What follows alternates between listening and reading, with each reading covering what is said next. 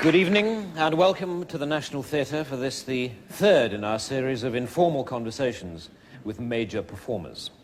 It has been a very exciting season so far, which has encompassed such performing giants as Sir Ian McKellen, Dame Judi Dench, and of course, Christopher Biggins. But tonight we are to welcome a man who, although no giant, has nevertheless made a huge impression in his chosen field. Ladies and gentlemen, Mr. Elton John.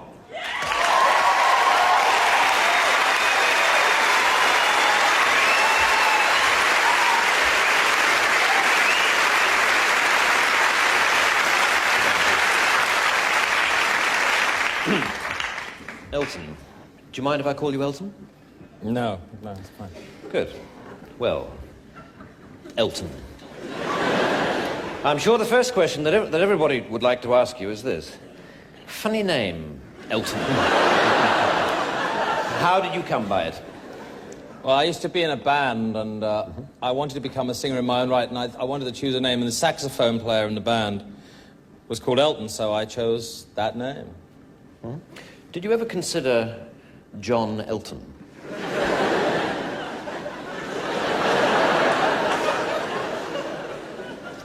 No. You didn't? No. Okay.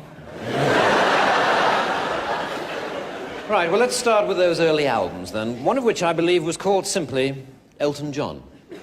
Yes, that's correct. And you didn't feel awkward with the name at all? No. You didn't feel that people might say, wait a minute, they mean John Elton.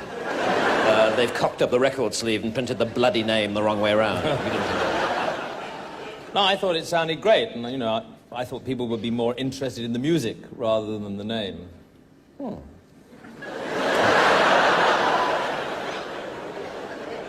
Now, to the songs themselves, many of the lyrics were, of course, written by Bernie Taupin.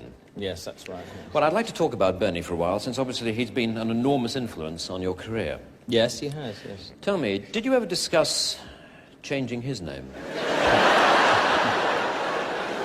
Because presumably Taupin Bernie would have been more consistent with your Elton John.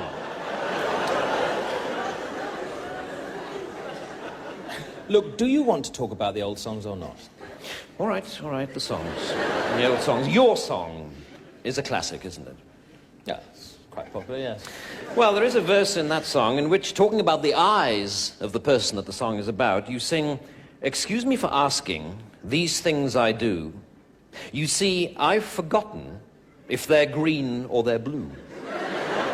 Yes. What I'd like to know is this.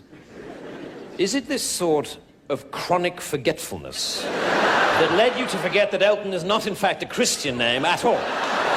It is a surname. And not a very attractive one at that.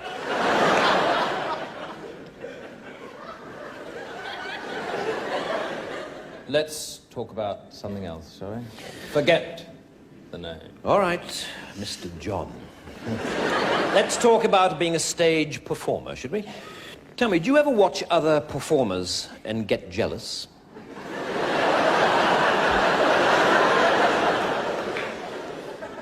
I'm not sure I follow you there. I mean, jealous of what? Well, for instance, Ben Elton.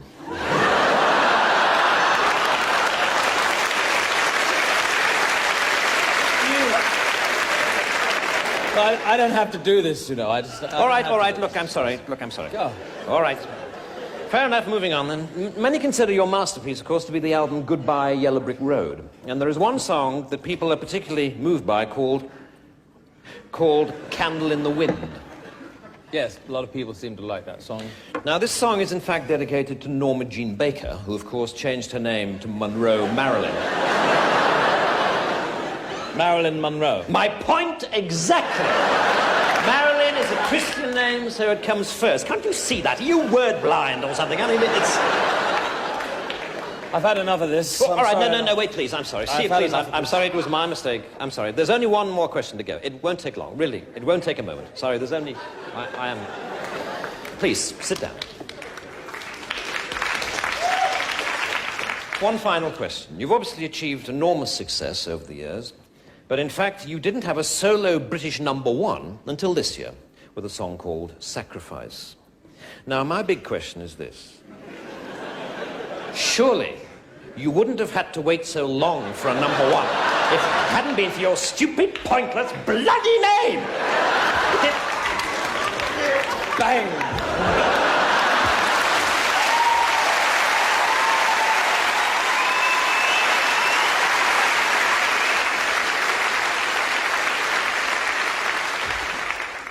What a head, Dick.